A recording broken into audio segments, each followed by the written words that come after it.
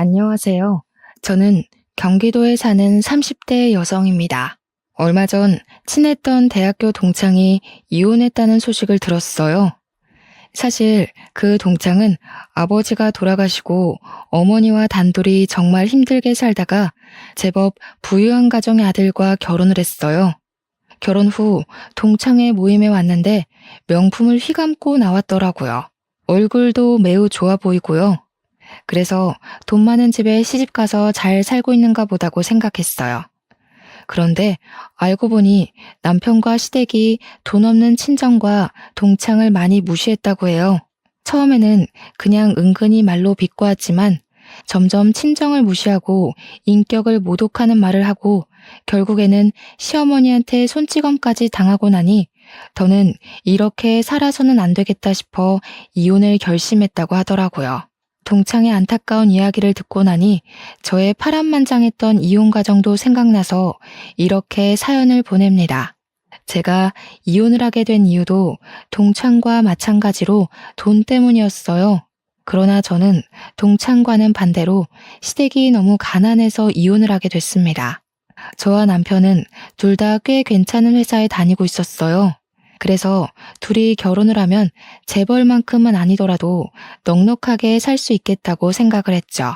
그런데 결혼 준비를 하며 시아버지가 몇 년 전에 보증을 잘못 써 빚이 많이 있다는 것을 알게 되었어요. 시아버지가 참 좋으신 분이긴 한데 거절을 잘 못하시거든요. 그런 성격 때문에 남편이 정말 많이 답답해하고 그런 모습은 절대 닮지 말아야지 생각하며 자랐다고 하더라고요.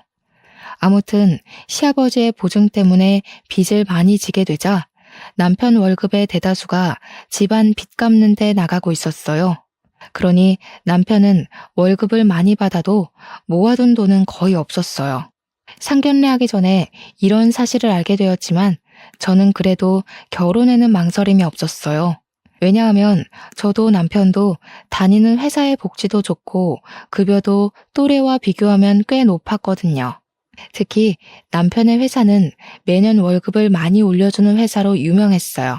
그래서 시댁의 빚 문제는 둘이서 힘을 모으면 충분히 해결해 나갈 수 있다고 생각했죠.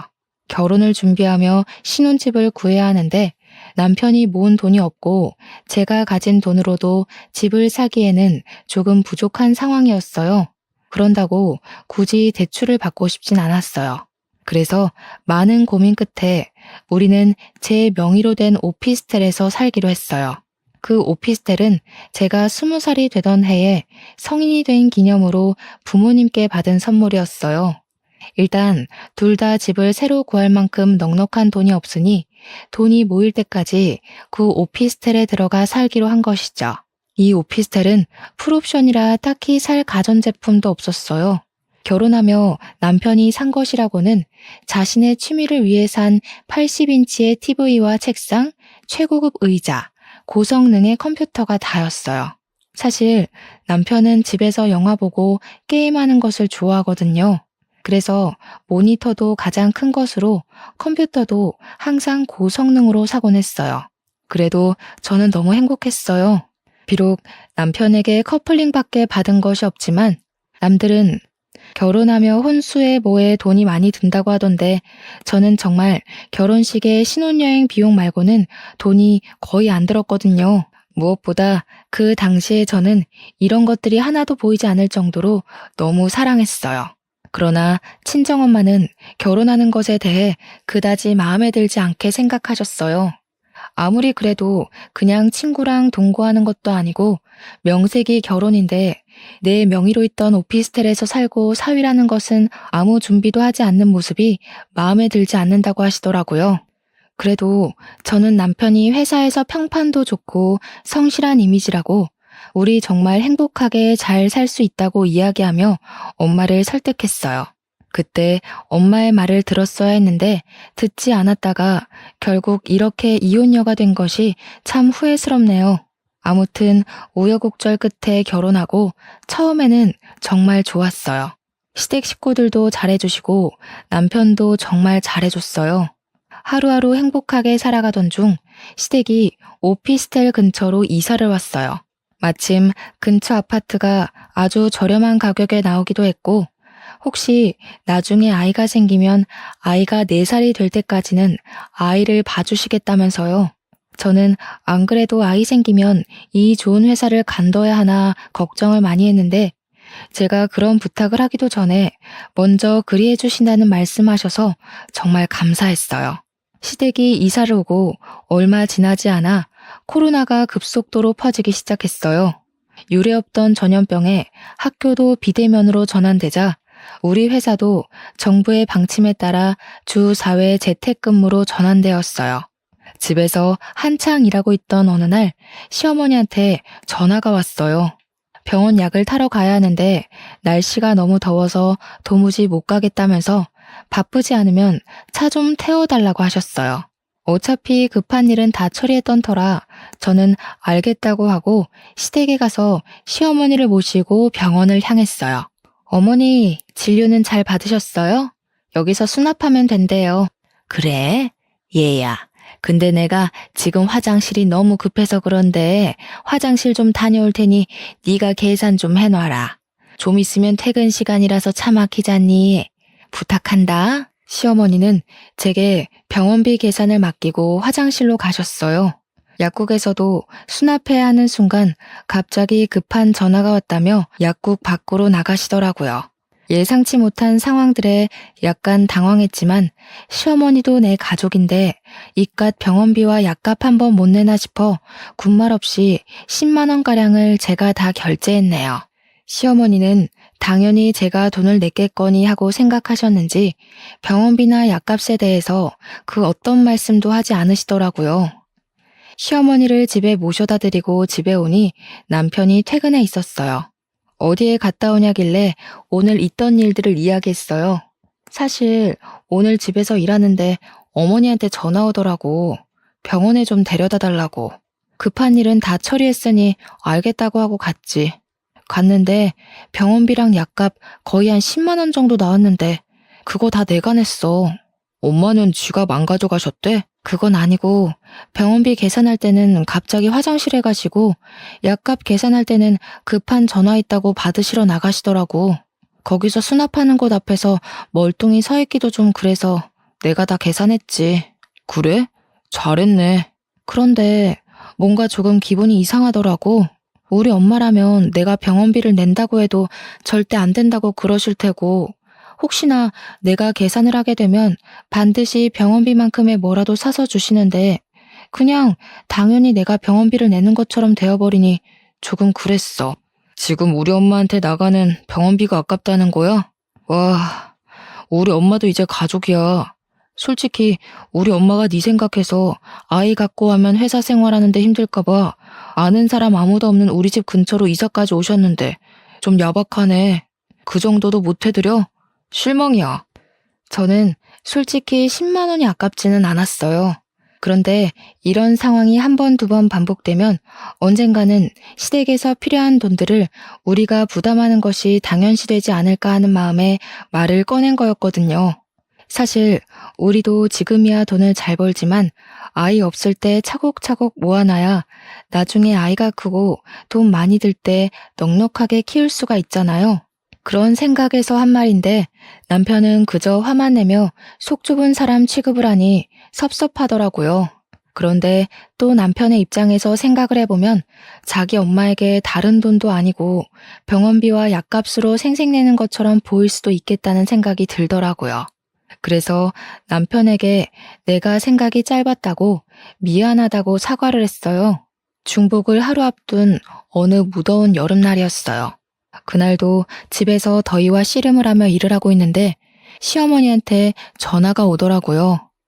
내일이 복날이니까 삼계탕을 해먹자고 같이 닭이랑 이것저것 재료를 사러 가자는 거예요. 저는 시어머니를 모시고 근처 대형마트에 갔어요. 삼계탕 재료만 사신다던 시어머니는 삼계탕 재료에 각종 반찬거리, 집에 큰 솥단지가 없다며 대용량 곰솥 냄비, 가격이 저렴하다며 프라이팬과 각종 주방용품, 화장실에 수납장이 고장났다며 미니 수납장까지 고르시더라고요. 쇼핑카트에 한가득 싣고 계산을 하려고 줄을 섰어요. 아, 얘야, 내가 지갑을 두고 왔네. 너 지갑 가져왔지? 네, 지갑 가져오긴 했어요. 그래, 네가 좀 내라. 나는 화장실 좀 다녀오마. 저희는 이미 카트에 짐을 가득한 상태라 다시 일일이 가져다 놓을 수도 없어 어쩔 수 없이 제 카드로 결제를 했어요. 요새 장바구니 물가 얼마나 비싼지 아시죠? 삼계탕 재료만 해도 10만 원이 넘는데 이것저것 생활용품에 주방용품까지 사고 나니 거의 40만 원이 넘게 나왔습니다. 어쩔 수 없이 그걸 제 카드로 결제했고요. 저는 그 많은 짐을 싣고 시댁에 도착해서 짐 정리를 도와드리려고 같이 집으로 들어갔어요. 시어머니는 삼계탕 재료를 정리하기 위해 장볼 때 들고 계시던 가방을 바닥에 두셨어요. 그런데 가방 안에 시어머니의 지갑이 보이는 것이 아니겠어요? 그걸 발견한 제 모습을 본 시어머니는 당황한 표정을 지으시더라고요. 어머, 내 정신 좀 봐. 아, 내 지갑이 가방에 있었네? 가방에 지갑이 있다는 거 모르셨어요? 아까는 분명히 안 보였는데. 요새 내가 이렇게 정신이 없지 뭐니. 다음에는 내가 꼭 내마. 이렇게 얘기하시는데 다시 장본 비용을 제게 달라고 하기도 뭐하고 또 얘기하는 것도 뭔가 쫌생이같이 보여서 그냥 그러려니 하고 넘겼어요. 남편에게도 아무 말 하지 않았고요. 그렇게 제가 재택근무를 하는 동안 한 달에 한 번에서 두 번 정도 불려가서 시장 보는 비용, 병원 비용을 다 제가 냈어요. 그래도 꾸준히 저도 돈을 적지 않게 벌고 있었고 남편도 안정적으로 벌고 있어서 여기에 대한 부담이 그리 크지는 않았어요. 그렇게 해가 바뀌고 1월이 되었어요. 남편에게는 이제 고3이 되는 남동생이 하나 있었어요. 집에서 쉬고 있는데 남편이 갑자기 남동생 이야기를 조심스레 꺼내더라고요. 이번에 진수 고3 되는 거 알지? 근데 진수가 집에서 공부가 안 된다고 독서실에 다닌다네? 그래? 하긴 집보다는 독서실에서 조용히 공부하는 것이 훨씬 좋지. 독서실 비용이 한 달에 40만 원 정도 한다던데 그 비용 우리가 내는 것 어때? 우리가? 한 달에 40만 원씩 매달 내자고? 우리 아버지 보증서시고 해서 집안 빚은 많고 진수는 인생에서 가장 중요한 고3이잖아. 우리는 둘 다 돈 잘 벌고 좀 넉넉하니까 우리가 진수 좀 도와주자. 그래도 매달 40만 원은 너무 부담돼. 우리가 독서실 비용 대주면 진수가 1년간 공부 열심히 해서 나중에 잘 되면 우리를 모른 척 하겠어? 나중에 우리 늙고 힘들 때 도와주겠지. 그때 형과 형수님이 도와줘서 잘 됐다고 하면서 말이야. 좀만 도와주자. 솔직히 이런 남편의 제안이 반갑지는 않았어요. 저는 우리의 미래를 위해서 적금을 들고 싶었어요. 사실 돈이 아깝기도 했고요. 그래도 남편이 너무 원하기도 하고 고3인 도련님이 어디 나가서 아르바이트 할 수 있는 상황도 아니기에 그냥 알겠다고 했어요. 노는데 쓰겠다는 것도 아니고 미래를 위해 공부를 하는데 쓰겠다는데 뭐 어쩌겠어요. 조금이라도 형편이 넉넉한 사람이 도와주고 나중에 우리 집이 힘들고 도련님이 잘 되면 도움도 받고 하면서 사는 것이 가족 아닌가 하고 좋게 좋게 생각했죠. 그리고 설날이 되었어요. 아침에 차례를 지내고 시부모님께 새해 복 많이 받으시라고 큰절을 했어요. 시어머니는 새해 덕담을 하시며 제 손을 꼭 잡으시더라고요. 얘야, 우리 진수 독서실 비용 내주기로 했다면서? 너무 고맙다. 아니에요. 저희는 그래도 둘 다 돈 벌고 아직 아이도 없어서 약간 여유가 있으니 괜찮아요. 그래. 그렇게 둘이 서로 돕고 사는 것을 보니 보기 참 좋구나. 좋게 봐주셔서 감사합니다. 참 진호야, 너 옛날에 옆집에 살던 그 아줌마 알지? 이번에 그 집 아들이 사업이 대박 나서 아들 부부한테 한 달에 용돈을 100만 원씩이나 받는다더라. 그래서 말인데 솔직히 너네도 돈을 적지 않게 벌잖니. 우리 솔직히 요새 나이도 들고 일하기도 힘든데 조금 너희들이 도와줬으면 싶은데. 그 집 그렇게 사고 치더니 결국 대박이 났네. 그래서 엄마는 얼만큼을 원하는데? 우리도 염치가 있지. 한 달에 100만 원은 바라지 않고 한 60만 원 정도만 주면 우리가 그 안에서 알뜰살뜰히 생활해 보마. 한 달에 60만 원이야 뭐. 알겠어. 그럼 집에 가서 입금할게. 남편은 시어머니의 말에 제 의견은 묻지도 않고 바로 용돈을 드리겠다고 하더라고요. 솔직히 지금 도련님 독서실 비용 40만 원에 부모님 용돈 60만 원까지 드리면 시댁에 들어가는 돈만 해도 한 달에 고정으로 100만 원이에요. 솔직히 100만 원이 적은 돈은 아니잖아요. 저는 이건 아니다 싶어 집에 오자마자 남편에게 이야기했어요. 시부모님께 정말 용돈 60만 원씩 드릴 거야? 그러면 도련님 독서실 비용 40만 원에 시부모님 용돈 60만 원까지 한 달에 100만 원이야. 매달 100만 원씩 고정으로 시댁에 나간다고. 진수 독서실 비용은 올해만 내면 되고 그럼 내년부터는 한 달에 60만 원만 나가면 되잖아. 올 한 해만 우리가 좀 고생하면 되지 뭐. 솔직히 시어머니 병원 가실 때나 시장에 가실 때 꼭 나를 데리고 가셔서 내 돈 쓰시게 만드는데 그런 돈만 해도 꽤 나와. 그런데 거기에 60만 원까지 추가로 드리자고? 우리가 뭐 갑부야? 막말로 로또라도 당첨됐으면 얼마든지 그렇게 해드릴 수 있어. 그런데 우리도 솔직히 이제 돈을 모으고 생활해야 하는데 우리 돈 자꾸 시댁으로 가면 우리는 돈 언제 모아? 엄마가 자꾸 시장이나 병원에 가실 때 네 돈을 쓰게 하니까 용돈을 드리자는 거야.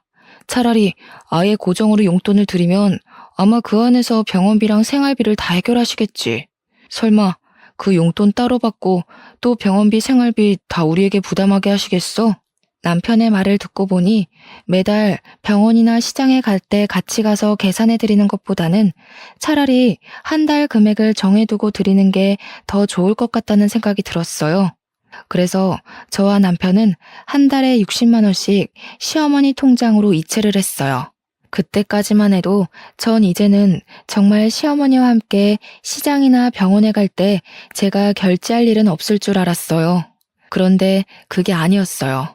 그 다음 달도 그 다다음 달도 여전히 병원에 가시거나 시장에 가실 때 꼭 저를 부르시고는 제가 계산하게 하셨어요. 한 번은 너무하다 싶어서 시어머니께 좋게 여쭈어 보았어요. 저번에 저희가 드린 60만 원은 어디에 사용하셨냐고요. 그랬더니 한 번은 친한 친구의 딸이 결혼해서 축의금 주고 돈이 없다고 하시고 한 번은 친구의 노모가 돌아가셔서 부의금을 하느라 돈이 없다고 하시더라고요. 솔직히 용돈 60만 원을 드리는데도 추가로 제 돈이 또 시댁의 생활비로 나가는 것이 정말 싫었지만 돈 가지고 야박하게 구는 것 같기도 하고 무엇보다 남편과 제가 안정적으로 돈을 잘 벌고 있으니 그냥 참고 넘겼어요. 그렇게 평안하지 못했던 설이 지났어요. 남편은 설이 지난 이후로 회사가 많이 바빠졌다는 이유로 야근과 주말 특근이 잦아졌어요. 그 전에도 야근하기는 했지만 많아야 일주일에 2번이었는데 일주일 내내 야근을 하더라고요. 반면 우리 회사는 여전히 재택근무를 하고 있었어요. 전 직원이 매일 출근했던 코로나 전보다 주 4일 재택근무를 하였을 때 직원들의 업무 효율성이 더 높아져 이제 주 3일 재택근무를 시행하고 있었거든요. 남편은 회사에서 매일 늦게 오고 저는 집에서 열심히 일하고 있는데 남편이 회사에 있을 시간인데 집에 오더라고요. 표정도 매우 안 좋고 회사의 짐을 다 가지고 왔어요. 남편에게 이 시간에 무슨 일이냐고 물어보니 회사를 잘렸다는 거예요. 그런데 잘린 이유가 조금 이해가 되지 않았어요. 남편 회사는 자동차 부품을 만드는 회사예요. 자동차 부품을 만들고 나면 제품을 생산하고 남은 짜투리 고철이 생기게 되는데 이 고철을 아무 곳에나 버리는 것이 아니라 회사에서 지정한 업체에 팔게 돼 있었어요. 그런데 어느 날부터 남편이 소속한 부서의 팀장님이 자투리 고철 중 일부를 남편의 차에 실으라고 했대요. 그러고는 고철 업체 하나를 알려주며 거기로 가서 그 고철들을 주고 오라고 지시를 했다는 거예요. 남편은 뭔가 이상하긴 했지만 팀장님이 회사 설립 구성원이기도 하고 사장님과 사촌지간이라 당연히 사장님이 시키신 일이라고 생각했대요.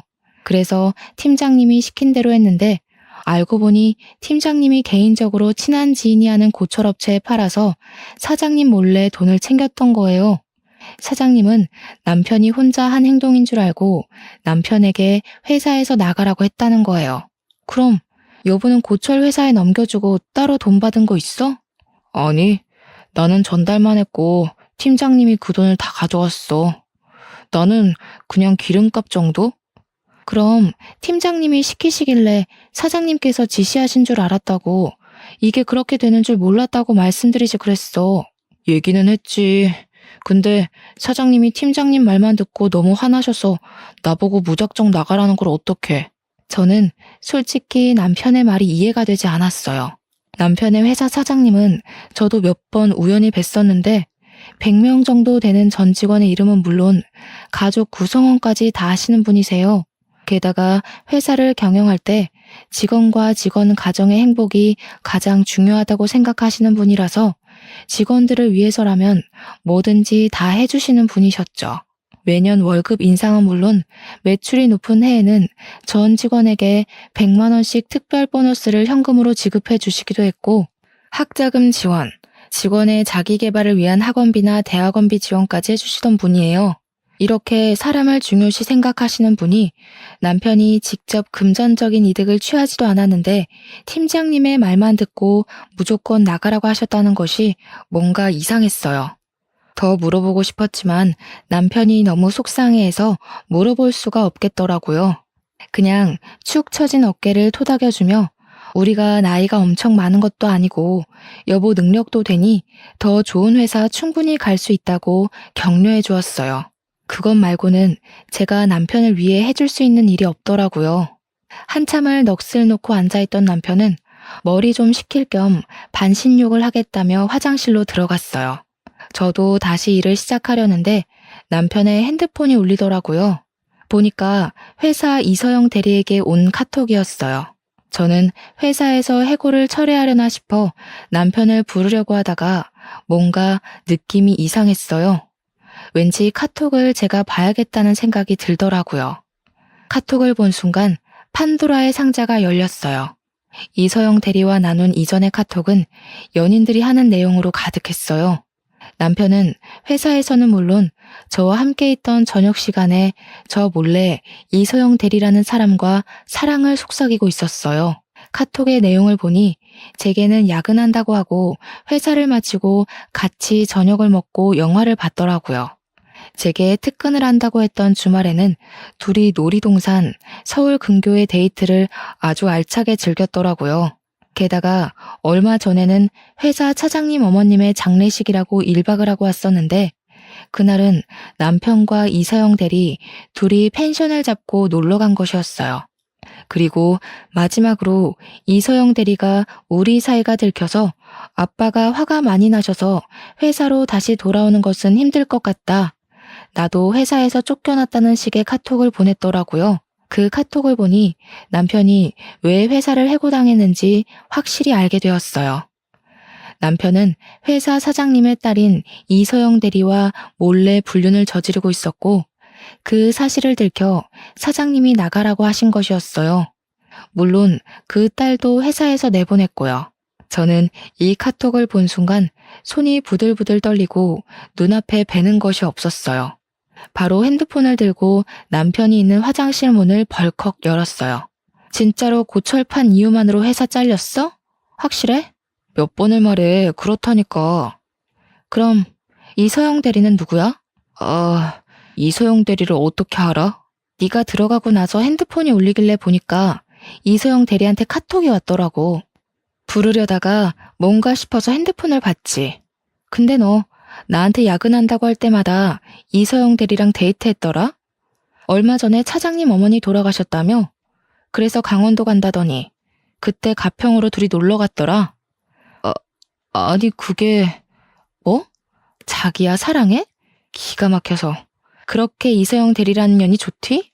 아주 나한테는 보내지도 않던 이모티콘 막 보내고 난리가 났더라?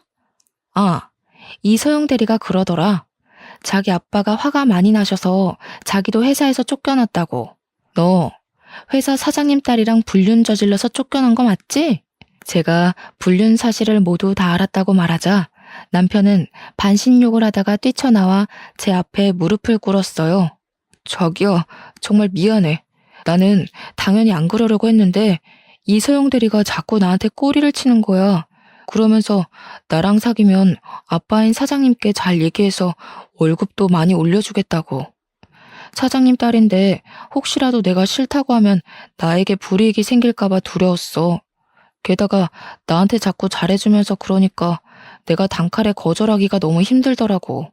야, 너는 아버지가 거절하지 못하는 성격 때문에 보증도 서고 집안이 빚더미라고 하면서 맨날 답답해하더니 정작 자기 자신은 그런 거 하나 거절하지 못해서 불륜을 저지르냐?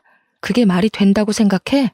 그것도 있고 자기가 그동안 우리 엄마 병원비에 시장 보는 비용, 동생 독서실 비용으로 많이 힘들어했잖아. 나는 돈 많이 벌어서 자기 호강시켜주려는 생각에 그만.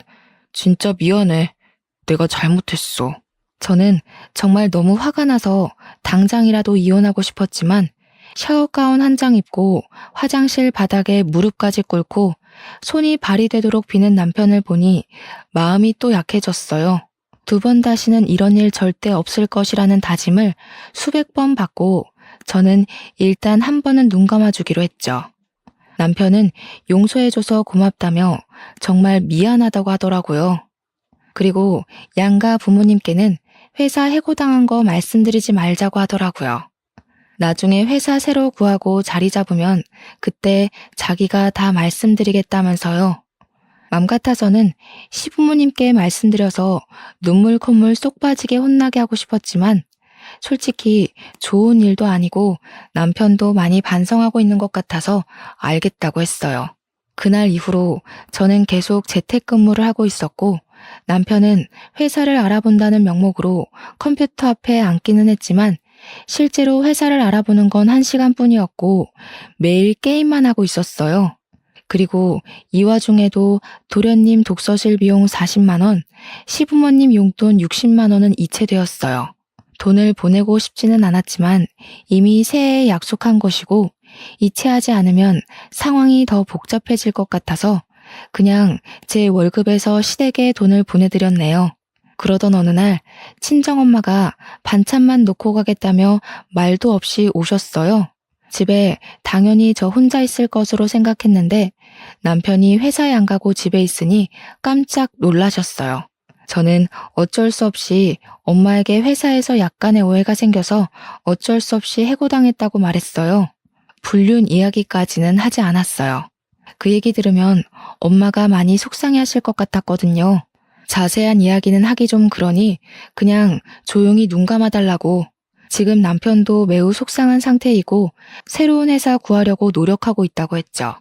엄마는 어두운 표정으로 반찬을 두고 집에 가셨어요.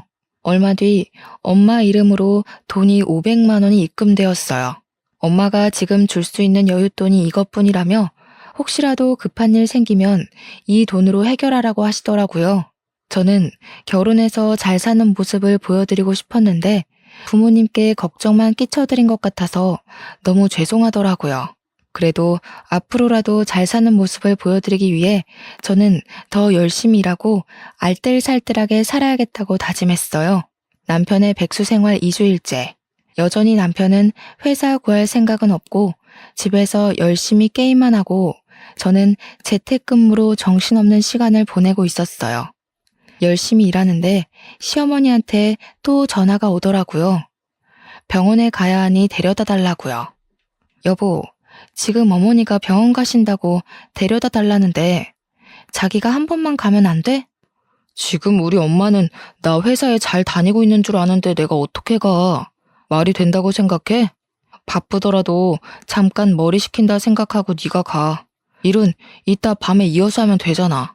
어머니랑 같이 가길 바랬던 내가 등신이지. 아, 나 간다. 저는 남편에게 있는 짜증 없는 짜증을 다 내며 시댁으로 갔어요.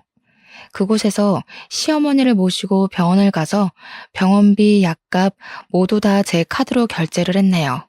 또 시어머니는 지갑을 가지고 오시지 않았더라고요.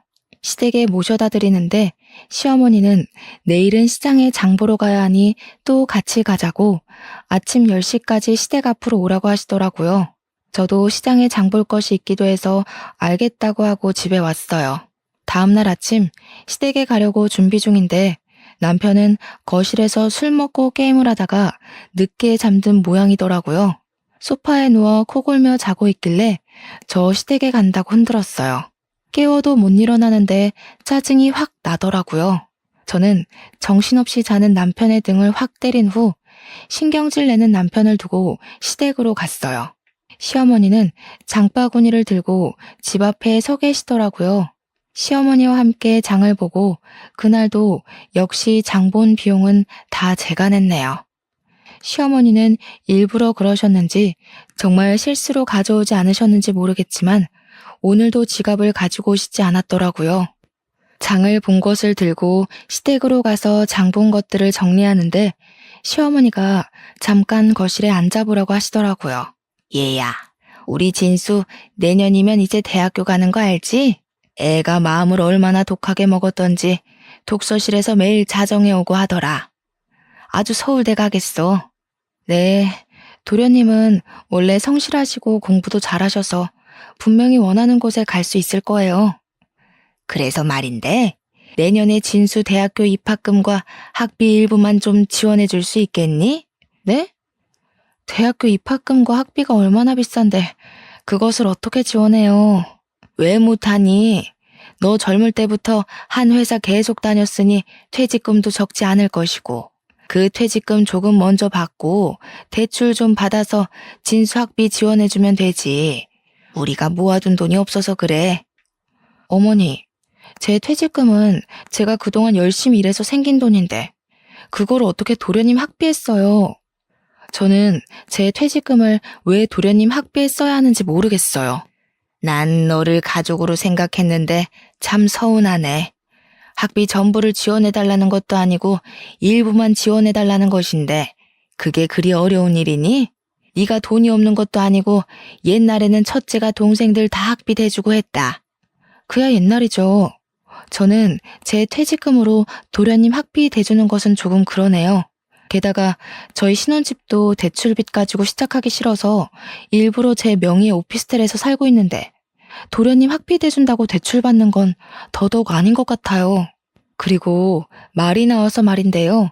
솔직히 도련님 독서실 비용에 어머니 아버지 용돈에 어머니 병원비에 시장 보는 비용까지 너무 부담돼요. 한 달에 시댁으로만 거의 200만 원 가까이 돈이 나간다고요. 어머 얘, 무슨 200만 원이야. 진수 독서실 비용 40에 우리 용돈 60까지 해서 100만 원이지. 내 병원이랑 시장 보는 비용 그까짓 것 해봤자 얼마나 된다고. 어머니, 제 카드 명세서 뽑아드릴까요? 어제 병원비에 약값만 20만 원에 오늘 시장 보는 값이 15만 원이나 나왔어요. 고작 이틀 만에 벌써 35만 원이나 나왔다고요. 보자 하니까 너무하네. 솔직히 너희는 둘 다 꽤 좋은 직장에서 일하고 있지 않니? 하나뿐인 귀한 도련님 학비 지원 하나 못 해주니? 둘 다 일한다고요? 아닌데요? 지금 남편 집에 있어요. 회사 사장님 딸이랑 불륜 저질러서 회사 잘렸어요. 저는 시어머니의 뻔뻔스러운 돈 요구에 너무 화가 나서 남편이 불륜을 저질러 회사 잘렸고 그래서 지금 저 혼자 돈 벌어서 남편을 먹여 살리고 있다고 했어요. 얘, 너 무슨 소리를 하는 거니? 우리 진호가 불륜을 저질러서 잘렸다고? 그게 말이 돼? 우리 진호가 얼마나 성실하고 착한 아이가 아닌데 네가 잘못 알고 있는 거겠지. 그래요? 그럼 한번 지금 우리 집으로 가서 직접 보시죠. 저는 시어머니를 모시고 집으로 갔어요. 거실에는 남편이 밤새워 먹었던 맥주캔과 컵라면이 아직도 있었고 남편은 여전히 소파에 누워 코 골며 자고 있더라고요. 회사에 당연히 있다고 생각한 시어머니는 남편의 모습에 깜짝 놀라셨어요. 진수야, 너 진짜로 사장님 딸이랑 바람 펴서 회사 잘린 거야? 아니 그냥 야, 너는 내가 알아서 잘 처리한다니까 굳이 엄마 걱정되게 다 얘기했냐? 회사에서 사장님 딸이랑 불륜 저질러서 회사에서 잘린 주제에 밤새 게임을 하고 맥주만 먹으면서 회사 구할 생각이 없어 보여서 그랬다 왜? 안 그래도 지금 내 월급만으로 생활하기 힘든데 시어머니 용돈에 도련님 독서실 비용에 시어머니 병원비에 시장값에 얼마나 힘든지 알아?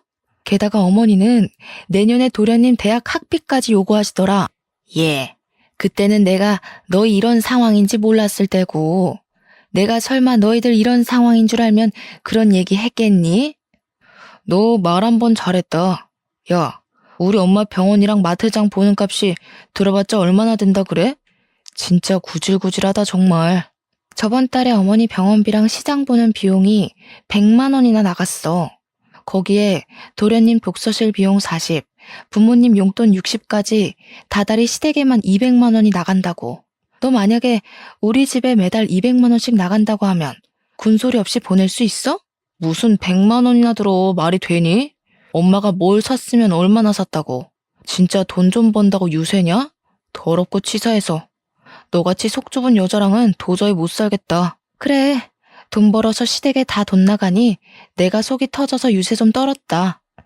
나는 너희 집 물주나 호구로 다시는 못 살아.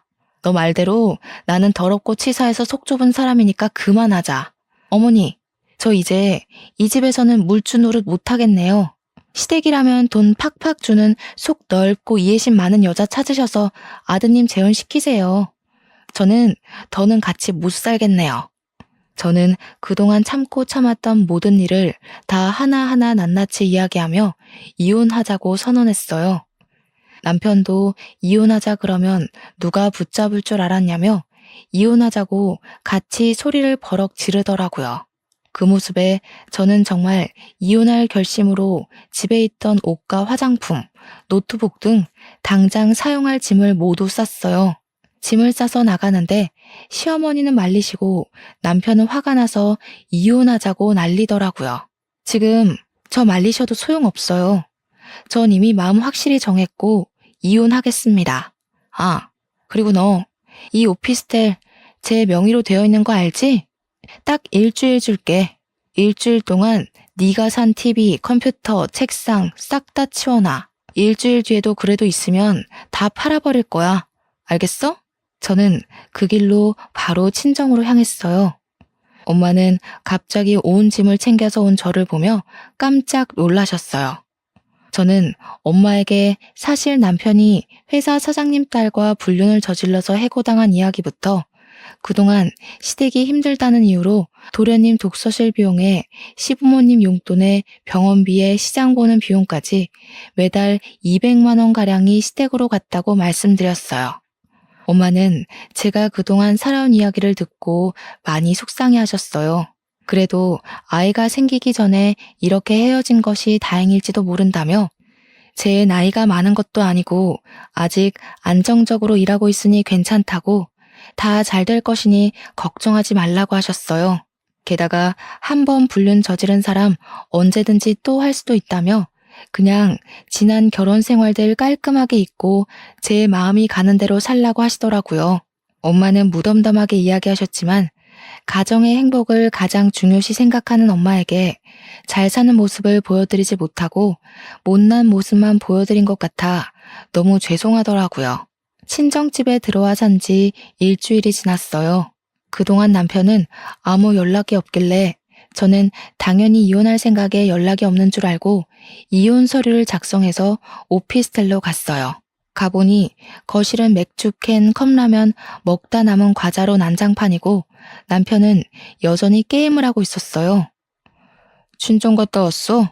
제가 들어왔는데도 당황한 표정 하나 없이 쳐다보지도 않고 모니터만 응시한 채 게임을 하고 있는데 정말 화가 머리 끝까지 나더라고요. 그래서 저는 두꺼비 집을 내려 하던 게임을 강제 종료시켰어요. 야, 지금 뭐 하는 짓이야? 내가 이혼하자는 거 장난인 줄 알았니? 난 너에게 너의 짐 챙길 수 있는 일주일이라는 기한을 줬어. 근데 왜 여태 여기 있어? 너야말로 지금 여기서 뭐 하는 짓거리야? 당장 나가 당장. 너 지금 안 나가면 네가 그렇게 사랑하는 컴퓨터, 모니터, TV 다 집어 던져버린다. 에이, 우리 여보 왜 그래? 그렇게 화가 많이 났어? 내가 다 잘못했어. 이제 정말 정신 차리고 게임도 안 하고 회사 빨리 알아볼게. 우리가 무슨 이혼이야. 이혼하지 말고 우리 다시 행복하게 같이 살자. 응? 남편이 아무 일도 없었던 것처럼 알랑방귀를 끼며 제게 이야기하는데 저는 정말 너무 화가 나서 온몸이 부르르 떨리고 눈이 뒤집힐 것 같더라고요. 저의 화를 주체하지 못해 남편이 그토록 사랑하는 컴퓨터 모니터를 냅다 바닥으로 던져버렸어요. 야, 이게 얼마짜린 줄 알아? 너 지금 뭐 하는 짓이야? 진짜 돈만 밝히고 무식하기는. 아무리 화난다 해도 모니터를 집어 던져버리냐? 나도 너처럼 무식한 싸움꾼 아내 필요 없어. 당장 이혼해. 저는 남편의 말에 화가 더 많이 나서 이번에는 컴퓨터 본체를 바닥으로 던졌어요. 말 한 번 잘했다. 나 원래 돈만 밝히고 무식하고 싸움꾼이야. 어디 보자. 여기에 네가 사온 물건이 또 뭐가 있더라? 아, 저 80인치 TV도 네가 사왔었지?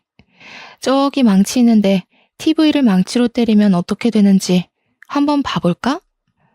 저는 창고로 가서 망치를 꺼내왔어요. 그리고 정말 망치로 TV를 때리려고 했어요. 남편은 이제야 사태의 심각성을 깨닫고 망치를 들고 있던 저의 팔을 잡더라고요. 제발 그만해. 화 좀 삭혀. 이게 지금 얼마짜린데 다 부수고 있어. 내가 눈앞에서 사라지면 그냥 둘 거지? 나 잠시 시댁에 갔다가 내일 다시 올 테니까 화 좀 풀어. 그리고 우리 다시 얘기하자. 응? 제발 TV는 그냥 둬. 절대 부수면 안 돼? 네가 지금 시댁에 가 있다 해도 우리 이혼 사실은 변하지 않아. 그리고 지금 저 컴퓨터 TV 다 합쳐도 그동안 너네 부모랑 동생이 나한테 뜯어간 돈보다 작을 것 같은데 내가 훨씬 더 손해 아닌가? 어차피 내가 손해니까 저 TV 다 부셔도 되겠다. 그치? 제발 그만해. 그러다가 너 진짜 나도 치겠어. 지금 내가 이성을 더 잃으면 정말 너를 이 망치로 때리고 뉴스에 나올 수도 있을 것 같거든? 그러니까 내가 진짜로 그렇게 하기 전에 당장 너네 집으로 꺼져. 그리고 너네 부모한테 가서 우리 이혼한다고 확실히 다 얘기해. 알겠니? 남편은 이성의 끈을 겨우겨우 붙잡고 있는 저를 두려운 눈빛으로 보며 도망치듯이 나갔어요. 저는 남편이 나가자마자 80인치 TV도 망치로 때려 부셨어요. 이걸로는 분이 풀리지 않아 게임할 때 불편하다고 샀던 100만 원짜리 의자도 부수고 책상 다리도 하나 부서뜨렸죠. 이렇게 남편이 사온 모든 물건을 다 부수고 나니 조금 진정이 되더라고요. 저는 바로 용달차를 불러서 부서지고 망가진 컴퓨터, TV, 책상, 의자에 이혼 서류까지 다 시댁으로 보내버렸어요. 잠시 뒤 시어머니한테 전화가 오더라고요. 예, 너 이게 무슨 짓이야? 진호는 네가 눈이 뒤집혀서 널 때리려 했다고 하지 않나? 이 다 부서진 것들은 뭐야? 이혼 서류는 또 뭐고?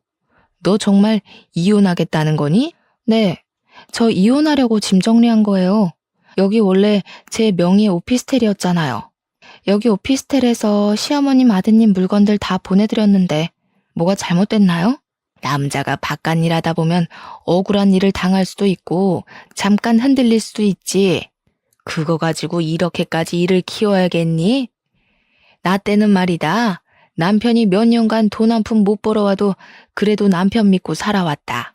하여간 요즘 젊은 것들은 걸핏하면 이혼한다는 소리지. 어머니 아들이요. 밖에서 불륜 저지르고 왔어요. 그래도 전 참았어요. 근데 어머니, 남편 모두 저를 물주나 호구로 생각하고 저에게 돈 맡긴 사람처럼 돈 달라고 그러는데 전 그 사이에서 도무지 같이 못 살겠네요. 저는 옛날 사람들처럼 착하지가 못해서요. 아, 제가 이혼 서류 같이 보냈죠? 어머니 아들한테 그 서류 작성해서 내일 아침 9시까지 법원 앞으로 오라고 전해주세요. 만약에 안 오면 저 이혼 소송 갈 거예요. 그리고 오피스텔 비밀번호도 바꿨으니 이제 두 번 다시는 이 집 올 생각 하지도 마세요. 아시겠어요? 남편과 한바탕 싸우고 시어머니한테도 그동안 쌓인 이야기 다 하고 나니 속이 좀 후련하더라고요. 정신 좀 차리고 어질러진 집을 정리하고 저는 혼자 맥주를 마시다가 잠이 들었어요. 그리고 다음날 아침 9시에 법원으로 가니 남편이 이혼 서류를 작성해서 왔더라고요. 우리는 아무 말 없이 이혼 서류를 냈어요. 그리고 오피스텔에 다시 갔는데 혼자 오피스텔에 있으니 자꾸 남편 생각이 나서 화가 나 견딜 수가 없더라고요. 거기서 계속 살다가는 제가 화병이 나서 죽을 것만 같아 그 길로 오피스텔을 헐값에 팔아버리고 친정집에 아예 들어갔어요. 그 뒤로 저의 이혼은 재빠르게 진행됐어요. 둘이 같이 산 시간이 짧고 재산 분할할 것도 없고 아이도 없으니 정말 빠르게 이혼 처리가 되더라고요. 이렇게 저의 결혼 생활은 이혼으로 끝맺음 되었답니다. 저는 사실 결혼은 서로가 사랑하는 마음만 있으면 될 줄 알았어요. 그동안은 사람들이 다들 결혼을 할 때 조건을 보는 모습을 보며 속물이라고 생각하며 속으로 비난했었거든요. 그러나 제가 이혼이라는 큰일을 겪고 또 친구의 이혼 소식을 들으니 생각이 바뀌었어요. 결혼할 때 상대의 성격이나 인품도 봐야 하지만 집안의 경쟁력도 반드시 확인해서 경제적 수준이 비슷한 집안이 결혼해서 사는 것이 가장 행복한 삶을 사는 것이 아닐까 하는 생각이 드네요. 경제적으로 차이가 나게 되면 아무래도 더 부유한 쪽이 그렇지 못한 쪽을 무시하게 되는 것 같아요. 무시하지 않는다 해도 어려운 집안은 넉넉한 집안에 자꾸 기대하게 되고 그 기대에 만족하지 못하면 실망을 하게 되죠. 반대로 경제적으로 넉넉한 집안은 어려운 집안의 요구에 딱 잘라서 거절하기도 맞춰주기도 어려운 애매한 상황이 반복되며 스트레스를 받게 되는 것 같아요. 이러한 말하지 못할 애매한 상황들이 쌓이고 쌓여 폭발하게 되고 결국엔 이혼하게 되는 것 같아요. 물론 경제적으로 차이가 크게 나도 제 생각과는 다르게 잘 맞춰서 살아가는 사람들도 분명히 있을 거예요. 그러나 저는 이러한 가정이 될 확률은 로또에 당첨될 만큼 매우 낮은 확률이지 않을까 하는 생각을 해봅니다. 저는 당분간은 결혼에 대한 생각이 없어요. 그냥 지금처럼 친정 부모님과 함께 살며 제가 좋아하는 일을 하며 저 자신만을 위해 살고 싶어요. 이렇게 살다가 언젠가 혹시라도 마음에 쏙 들어 결혼하고 싶은 사람이 생긴다면 그때는 반드시 그 사람뿐만 아니라 그 사람이 자라온 배경과 집안 형편까지 고려해서 신중히 결혼해야겠다는 생각이 드네요. 전국에 결혼을 앞둔 예비 신랑, 예비 신부가 있다면 반드시 상대 집안의 경제력을 확인하세요. 상대 집안의 경제력을 따진다고 속물이라고만 생각하지 마시고 반드시 확인하셔야 합니다. 결혼은 연애와는 달리 우리가 살아가는 현실이라서 반드시 짚고 넘어가지 않으면 후회합니다. 이 점 명심하시고 후회하는 결혼 생활을 하는 또 다른 제가 없기를 바라면서 사연을 마칩니다.